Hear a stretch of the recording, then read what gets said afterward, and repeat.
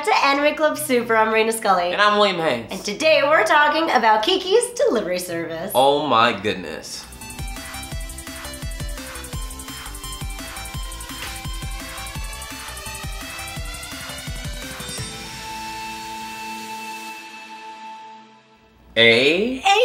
One of the most incredible things ever existed. Okay. Ever.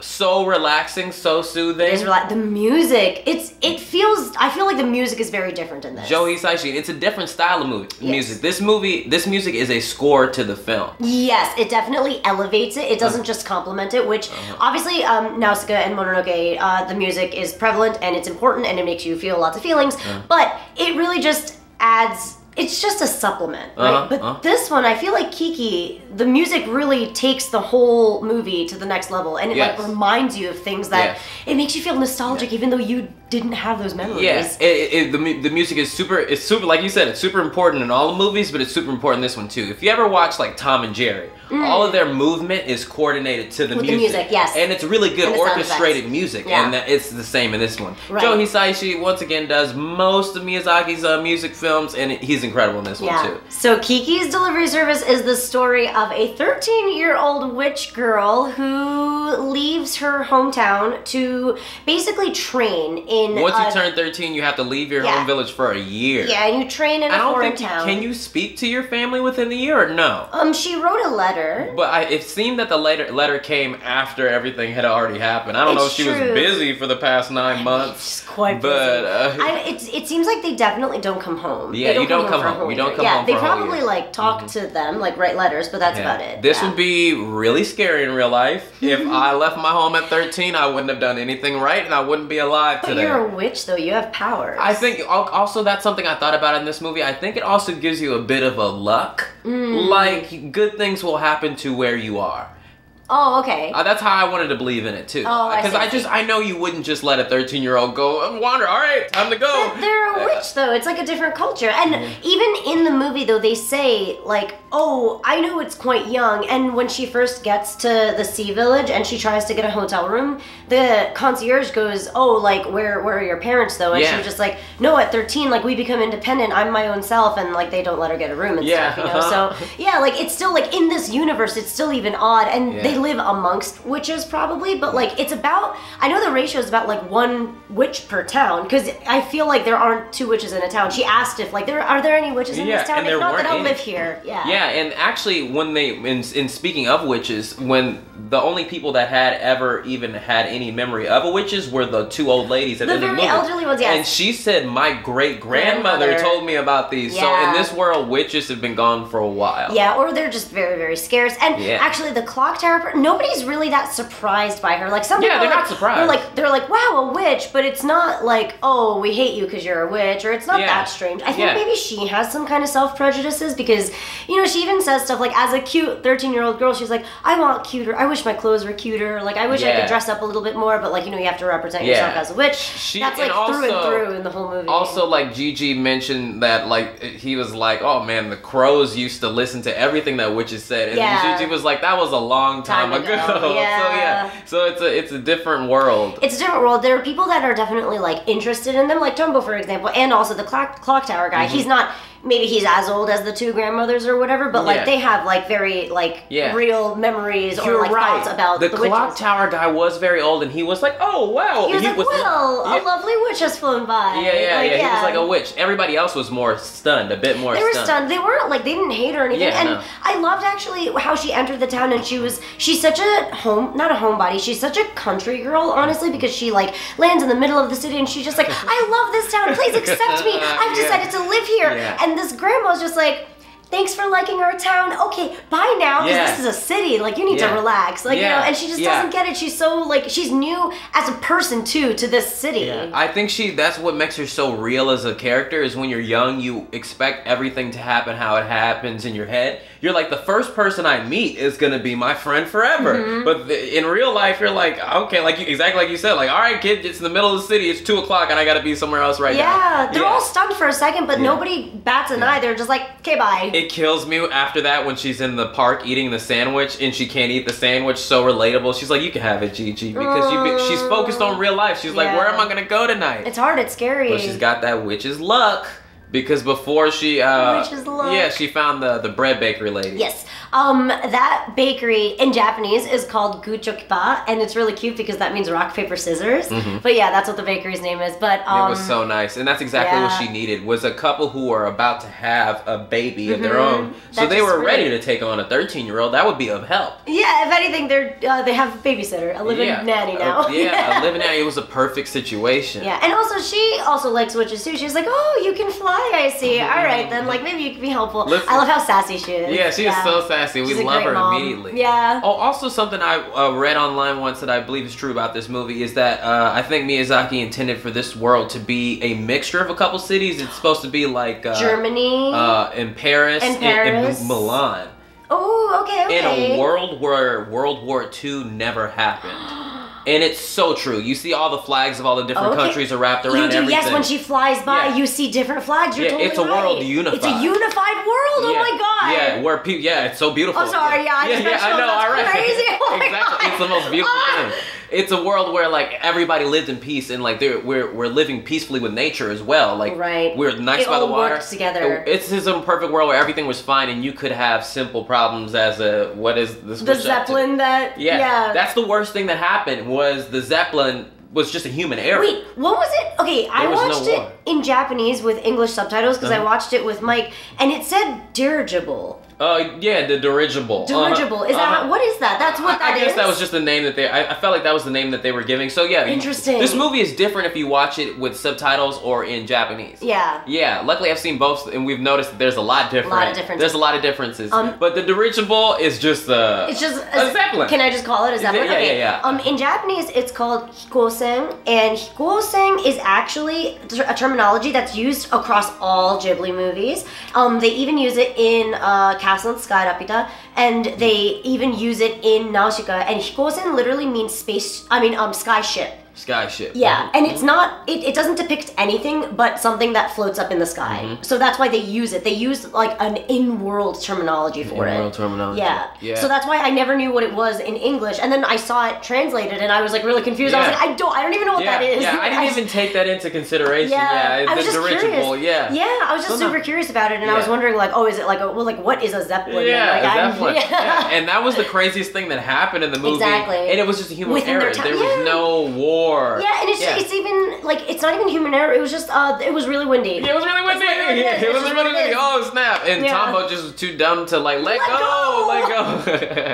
But what also it's when you're a kid, you're not really aware of what's going on in the world. Like you don't know who is at war. You just look at everything as because you couldn't do anything anyway. Right. It's all just happening. Like this movie is of the perspective of how when you're a kid, you don't know what's going on in the world. But this is as if real life was that. Yeah, everybody in the town there's no crooks and criminals, there's no thieves, there's nobody like trying to hurt you. It's a world where everybody's like, let's just keep trying to prosper and go for the heavens and the clouds. I totally understand. And that's why it's peaceful. so relaxing. Yeah, that's why I think this type of art has to exist no matter what's going on in the world. And it can only be birthed from someone who lived through World War II. Yeah, and imagines a different life. Yeah, imagines a different life where everybody was like this. All the flags were together in the world. And we can still work towards that in real life. I was told from an animator friend of mine that it's true that it's extremely difficult to draw cats. It's very, very, very hard to, in an anime style, like draw the many frames of a cat and how they move, because they supposedly just kind of move. They feel really boneless. Strange. Yeah, cats have bones, even in their tails. Yeah, they do, but they don't feel like it. But yeah. Yeah, so but the way Gigi is drawn is supposedly like the most spectacular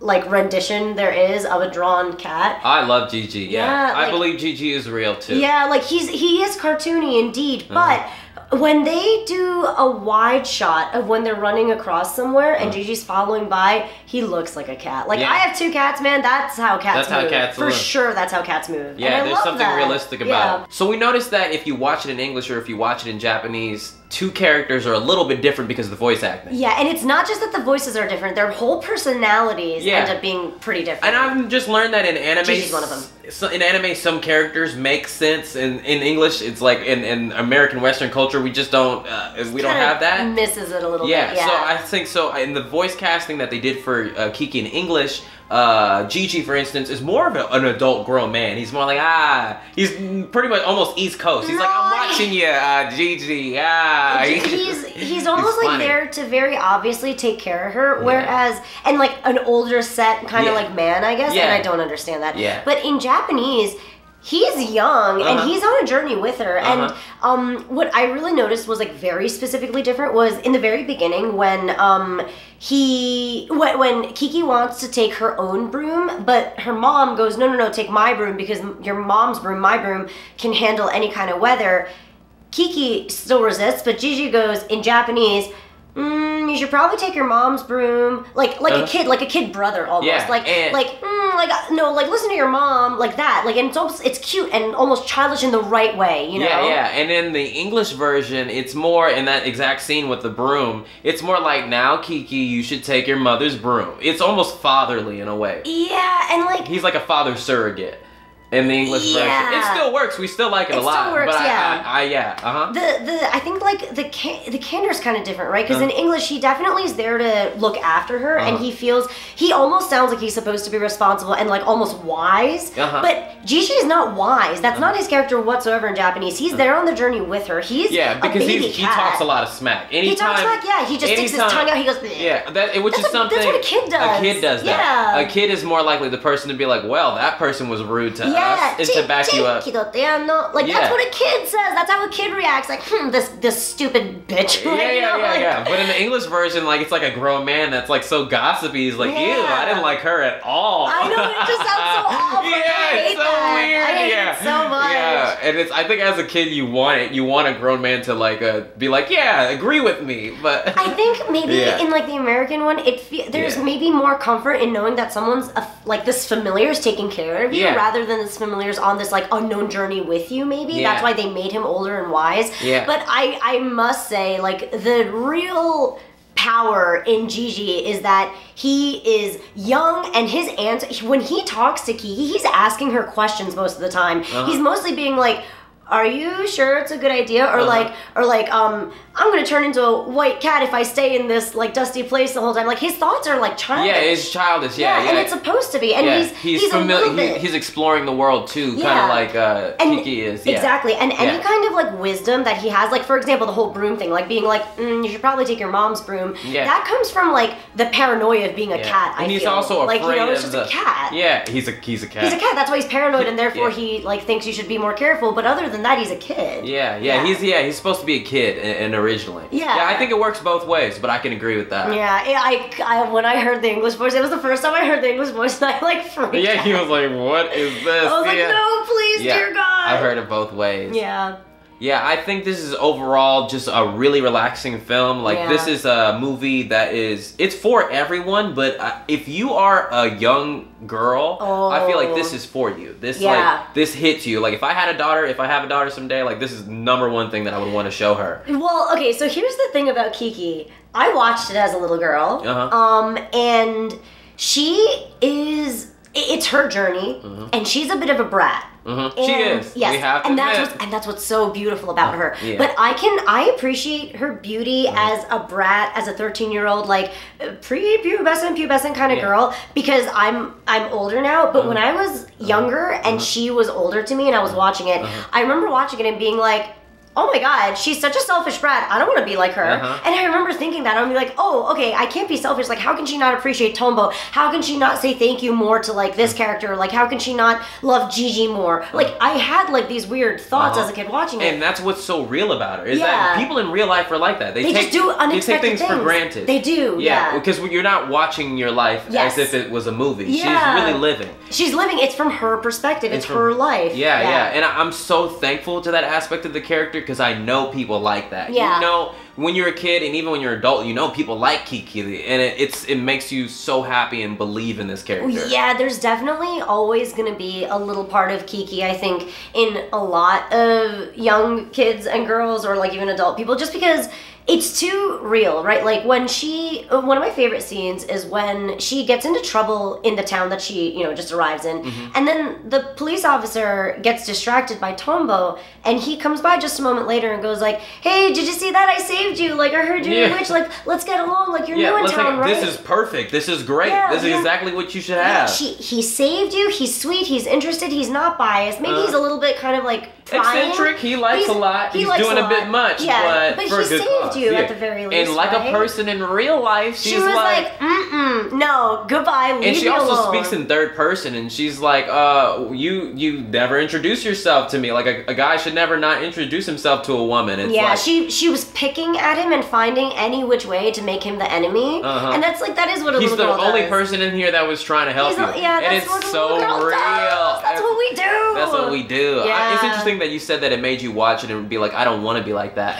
And I wonder how many people learned that lesson because of Kiki. It's like I don't think I learned, like, it's not like a very like obvious or metacognitive lesson or anything like that. That's why it's so good. Yeah, like I just remember watching it and being like, why is she so it bitchy? Frustrates you. I was you like, usually don't show this in a movie. Yeah, it just cuts to you liking to the good stuff. To the good stuff, to the heroic stuff, which is what like Nausicaa is, right? Like you only get to see purely heroic and gentle, beautiful, wonderful, godlike moments. And then there's Kiki being like mad, she's crybaby, she's mad at stuff. She gets sick. Yeah, she gets sick. She overdoes it, like she's like, no, I am a witch. I am gonna deliver this. Everything's gonna be fine, even though she messed up, and then she gets herself sick. Like, she's so humanly, perfectly flawed as a 13-year-old girl. She is so perfectly humanly flawed, and you're right. And she even gets sick, and it's still interesting. Yeah. I think like for people, like this movie is a bit long for me, obviously, because I love everything animation. Like I'll watch this. I want it to be This movie is long though. No, there's so many arcs. This movie has so many moments, right? Like and that's why I think this is such a bedtime movie. Like this movie will like put you to sleep because it's so relaxing and so gentle. Like at 8 p.m. this is what you put in the VHS and like go to sleep. It's something beautiful to it. Yeah, I think you can only go to sleep after you've seen it once already, so you know what's gonna happen. You really next. shouldn't, but like if you're a kid and you wanted your kids to like put your mind on something. You want to watch something good and like pleasant to put them to bed. Yeah, what's definitely. such a good story. Yeah. One thing I noticed that I can't not talk about is the voice acting in this. So Kiki, I mean, obviously we talked about voice acting already, but in Japanese, it's really magical for me, especially because I grew up with this movie, and I also grew up with Detective Conan, i.e. Case Closed, and Takayama Minami is the main voice actor for Conan, and Takayama Minami is also Kiki's voice, and she's also Ursula's voice. And that's incredible. And she sounds like two completely different people. Like, she's a phenomenal voice actress anyway, and she can really make herself sound like anything, but it really shocked me because I watched this throughout childhood and I never thought anything of it. And then as an adult, whenever I heard her voice, like I would get chills, but in like a really comforting, good way, And I was just like, I wonder what it is. But I never put two and two together because she doesn't sound like her. But it's her. She's able to do two different versions of that voice that sound like actual people speaking their voice. Two people having a conversation. Yeah, not two voices that you're doing, two actual people using their speaking voice. Two people, yes. They blew my mind. And and also Yamaguchi Kappei, who is also Shinichi in Detective Conan, is also the voice actor for Tombo. So like, I know it's weird because I know like they're not, I mean they're OTP and Kiki, but then they're like the same person that their own selves in Detective Conan, but whatever. My most like legacy favorite voice actors of all time are in that movie. And their voices just, they make you feel things. They make you feel it. I believe it, everything you're saying.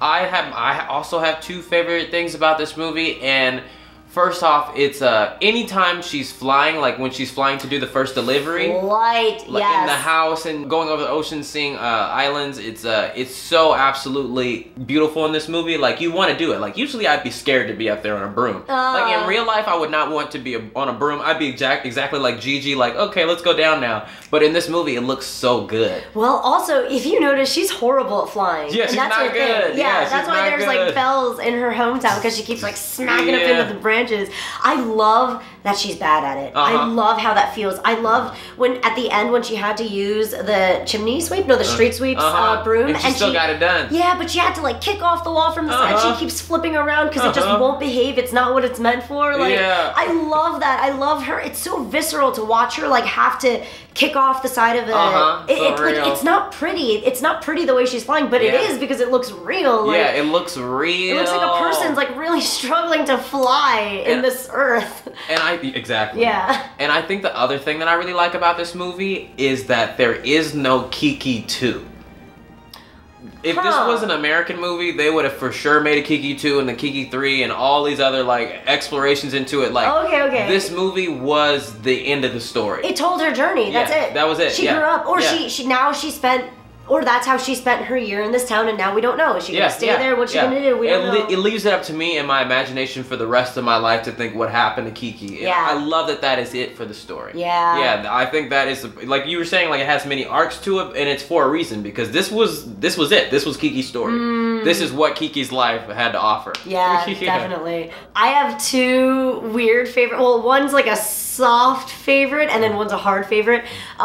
When she first delivers the cat. Well, she first delivers Gigi to the rich boy's house, and the dog takes care of Gigi. Such a real looking dog too. I love that moment. Is it a Saint Bernard? I love that moment so much because Gigi's so afraid of the dog, but the dog's just there to take care of him. And he knows what's happening. How does he know what's happening? He just gets it. And then when Kiki arrives to replace the doll, Gigi literally is translating for the dog, and Gigi's like, that man helped me out. He literally goes like, that person over there helped me. You have to thank him. He was amazing. And I love how he's, because like, again, that's what a kid says. The kid's like, that man helped me over there. You're right. It is such a thing that a kid would say. You gotta, I bet he'd take the other one back in if you asked him, and like, he is such a kid. You're right. And I love that. That was like such a beautiful moment to me because I was like, I love that old dog man. Also, what you pointed out, and also I didn't realize until I watched it again as an adult, is that she never regains the ability to talk to Gigi in the movie. Yes. So once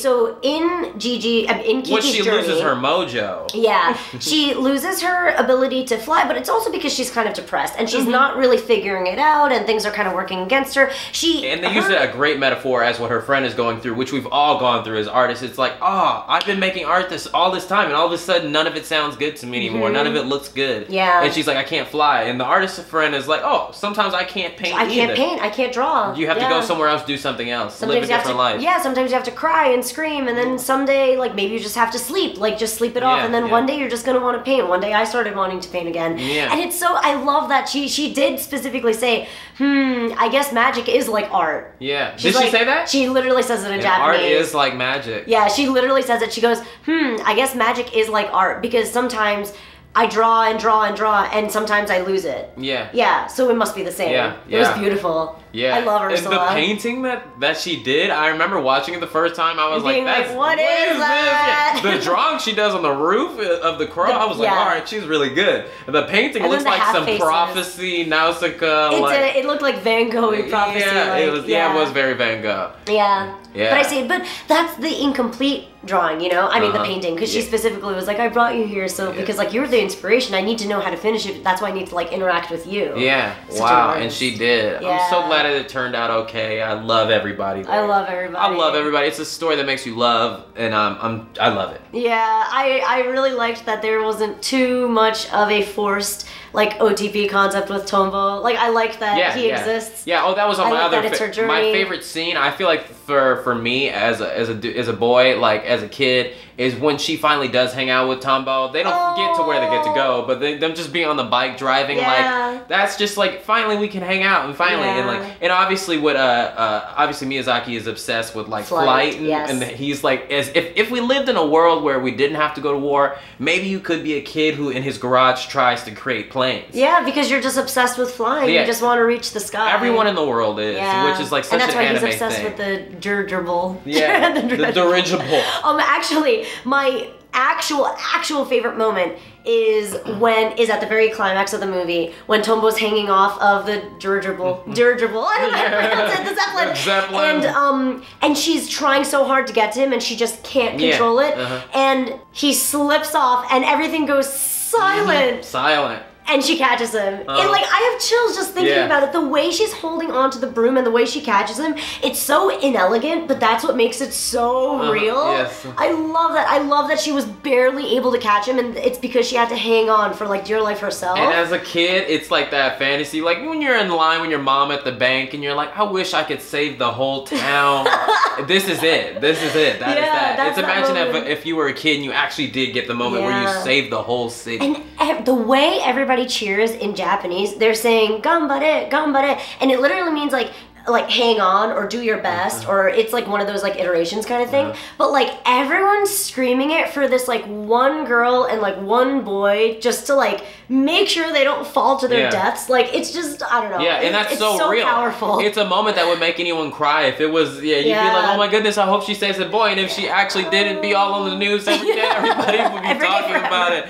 And it makes you want to cry. It's absolutely amazing. And also the grandmother, we have to say, probably reminded so much of us of our grandmother. She was making the pie. The herring and a pumpkin pie, which makes probably no sense. so nasty. I felt so bad. Yeah, because like the granddaughter that gets gifted the pie is just like, man, I don't even like herring pie. And I'm thinking about it, I was like, I don't like herring pie either. Like, I love my grandma. Why does she keep sending me herring pie? That's not what I wanted. I wanted a dress. Or just get me like a pumpkin pie. Like, why does it have to be herring pumpkin pie? Like, oh, so grandmothery. But that's exactly what Kiki needed. Is she needed that type of grandmother. And I think sometimes... And she needed that girl, too. She needed to see it, like, juxtaposed. Because Gigi even says, like, I can't believe that is related to that grandma angel that we just met. Yeah. Gigi's so smart like that. This movie is a 10 out of 10. Like, 10 of course, it's incredible. It's amazing. I want to watch it forever. I want my kids to watch it. I want it to prevail everything, transcend time. I want 100%. I want this art to exist 300 years from now. Yeah.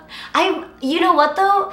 Because it doesn't end, or like because maybe it ends on just that climax, I don't want a Kiki 2, of course. But I want to know. I want to know. I want to know what happens after. But it's so much better living with the feeling than actually being given Kiki 2 combo. I don't want it. Like Kiki 2 combo's got a little mustache now, and like that feeling is what makes the movie so good. It makes you think what happened. Yeah, you have to lose something in order to grow. Yes, you do. And I feel like that difficulty and realness in adulting, I guess, like turning from a 13-year-old into like a real teenager and having all these like emotions all of a sudden. I feel like that's what it is. Like you lose something when you grow up into an adult. You lose that innocence. Maybe. I used to have a doll that I used to talk to, and it talks back. Snoops, Snoops used to communicate with me. And then but all of a sudden, I don't know when, I was like, Snoops is a doll, and I accept him to be. My family still has Snoops the doll, but she as a magic girl, I guess you could talk to cats. I guess adult people don't also talk to cats.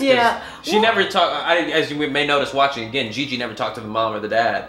She only talked to Kiki.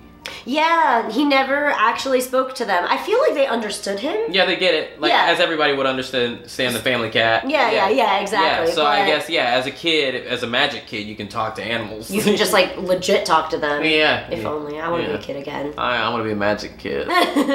So next time, we're going to be watching Castle in the Sky. The real name is Lapita Castle in the Sky, but, you know, Lapita is not a good word, so Japan didn't really think that one through, but that's okay. I actually haven't seen this movie. You've never seen this one. It's phenomenal. I can't believe you've never seen it. It's gonna change your life. Okay, yeah. When I went to go see Nausicaa at the theater in LA, it was a double feature of Nausicaa and this movie, and I was like so moved by Nausicaa. I was like, how am I gonna also watch this movie? Listen, this would have been too much. It would have been too much. To be totally honest, our original order was gonna be Mononoke, Nausicaa, and then Lapita, but I watched Lapita the other day to like kind of refresh my memory, and I was just like, this is too much. We need to break it up with Kiki. We need to break it up with Kiki. It was way too intense, So I'm ready to watch it. Yeah, you have to get ready for this one. Yeah. So I'm ready.